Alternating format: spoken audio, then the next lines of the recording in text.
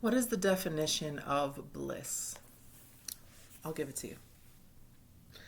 Bliss is defined as happiness and great joy. Obviously, all things that we are striving for, all things we were created in, to be totally honest. But when we go deeper into its definition, it is a state of spiritual blessedness, typically reached after death.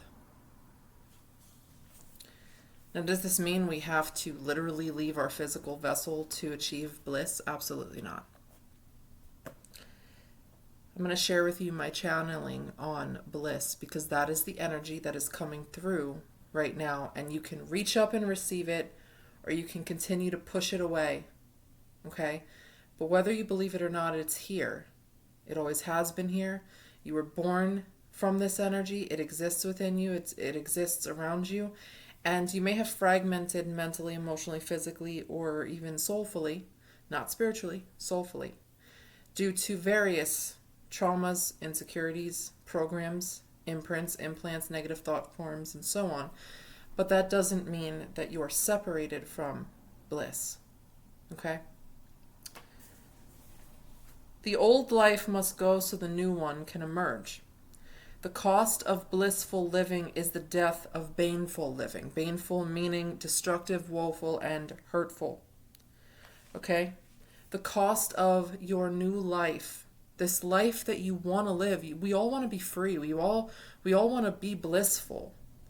It's there, and I'm sure you've experienced a spark of it coming through here and there. When you've felt your most free, your most limitless,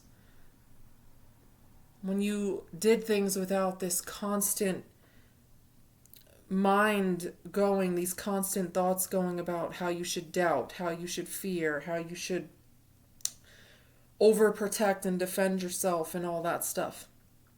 You've had flickers like that. You've had glimmers like that, I'm sure.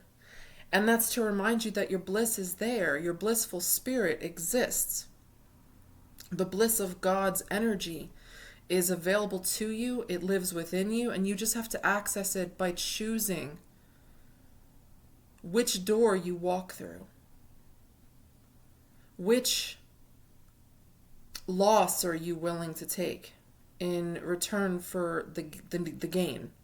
Are you willing to keep losing touch with your blissful self and stay living in your baneful reality and this baneful mindset and this baneful persona? Or are you willing to sacrifice and give rest to the baneful persona in order to reconnect with and resurrect the blissful one? To live in true bliss is to accept the mystery of living, okay? Mystery denotes that we do not need to have all our answers, our codes, that there's freedom in knowing that there's so much yet to be seen and heard and felt and learned, and we don't have to have it all figured out all the time, and we don't have to know 10 steps ahead all the time. Living in that bliss is accepting the mystery of life, the very many mysteries that God presents to us, and being willing to explore them without expectation, to explore them without attachment, to explore them without this imprinted idea of what it's all going to be, or what we have to be, or what we have to do, or what we have to know.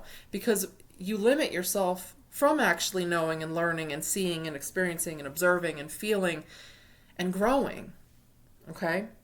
We find true bliss by following our intuition, finally following your intuition, okay? So that this way we don't lead ourselves down the baneful path of doubt and fear. How many times can you count the moments that you've been your unhappiest and link it to the very many times you have disregarded your intuition?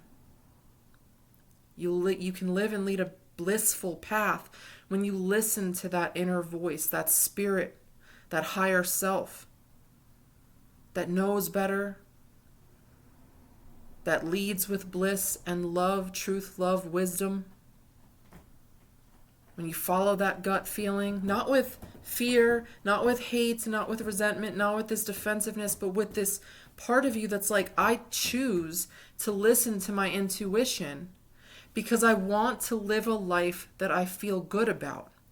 I choose to listen to my intuition because I want to be at peace. I choose to listen to my intuition because I want to live blissfully, not banefully, not be my own worst enemy anymore. You feel that? Blissful living like this inevitably creates for us new experiences which grant us the wisdom we seek. And wisdom is knowledge that is alchemized. Okay? It's not enough just to know. It's good that you want to know. It's good that you want to learn.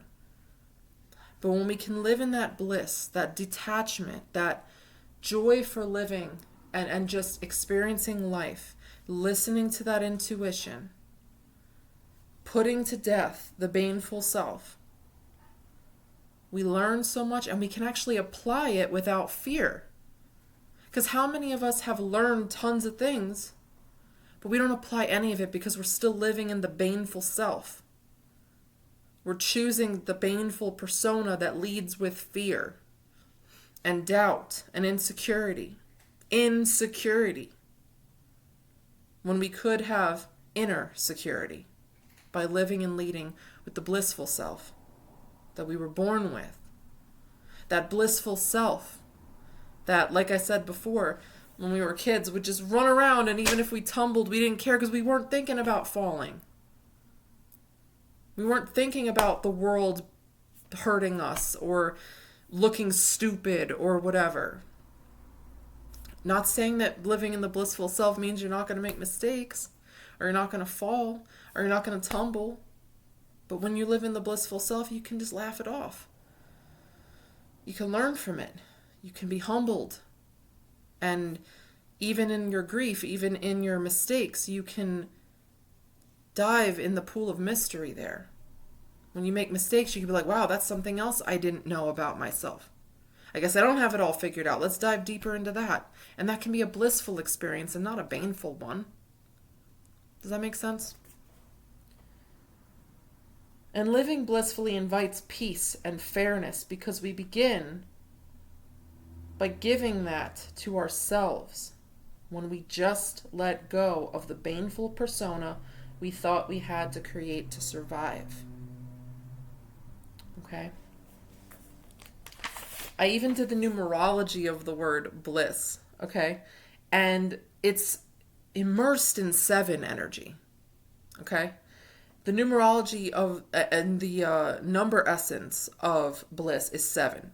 The destiny, like, if you were to do like a numerology profile on this, if this bliss was a person, okay? Because that's my Taurian nature. I like physical exploration as well. So like, let's say we explored bliss as if it was a person, right? And it is because it's in all of us, right? So the numerology of bliss is 7. The destiny number of bliss is 7. The inner dream number of bliss is 7. The personality of bliss is 7. And then what's interesting is the soul urge of bliss is 9. So 7s are immersed in mystery, knowledge, wisdom, intuition, focused, and fair. Okay? When you are in bliss, you're more focused because you're not giving weight and energy, time, attention to the baneful self that just stresses you out, immerses you in worry, which does absolutely nothing but puts you in a state of praying for what you don't want. It becomes an obstacle when you live in that baneful self. And I know you probably think you have your reasons, but even those reasons are lies. They're supporting actors in your trauma drama, okay? And you can just let it go. You can cancel the show, okay? Anytime by saying, you know what? This really does suck. And literally, like, it sucks the energy out of me. It sucks the life out of me. It sucks my mental energy. It causes me nothing but grief and pain, unnecessary pain, okay? when I could be alchemizing even all of those things into the mystery and exploring them rather than being exploited by them, if that makes sense. And then 9, being its soul urge energy, stands for completion, learning, growth, humanity, creativity, patience, compassion, understanding, confidence, enthusiasm. The soul urge of bliss is all of this. To put to an end, to complete the contract with baneful thinking, living, behaving. To complete the contracts and attachments to a very limiting, restrictive existence. Because once all that is gone, we can learn, actually. When we let go of whether what we're learning is good or bad, and we just choose to learn, we can discern, because we're coming from our heart space, our place of truth. And when we know it's true and when we know it's not, we can still lead in that blissful energy. Like, okay, that's not true. I move away from that. Not with hate, not with discouragement, not with disappointment, not with any of that, but just with this detached, okay, that doesn't work for me. That doesn't work at all. That's a lie. That's unhealthy. Let me move on. You know? And we can complete that connection to the attachment and just blissfully detach and explore. Does that make sense? So I wanted to share this with you today because I feel like someone or a few someones needed to hear this today as we start our week fresh. We're entering a full moon cycle. I know there's an 11/11 portal right now, and I discussed that in my meditation video as well. You have a choice. Baneful self, blissful self. Your soul urge is the same as mine and the same as everyone's, because at the end of the day in our souls we all want to lead with the blissful self. We want to remember and reconnect with the blissful self, which only wants completion with those contracts and forward moving into soulful, deep soulful and spiritual learning, truth, love, wisdom, power, true power. Okay? So I hope you received this message in the way you were meant to. I hope it found and fed your soul and spirit the way it was meant to. And I hope it inspires you to put to rest the baneful persona and all of the ideas, beliefs, behaviors, patterns attached to that person you were made to feel you had to create to survive this world. You don't have to survive this world. You live in this world. Choose that. It's one breath at a time. You could choose it. Love you.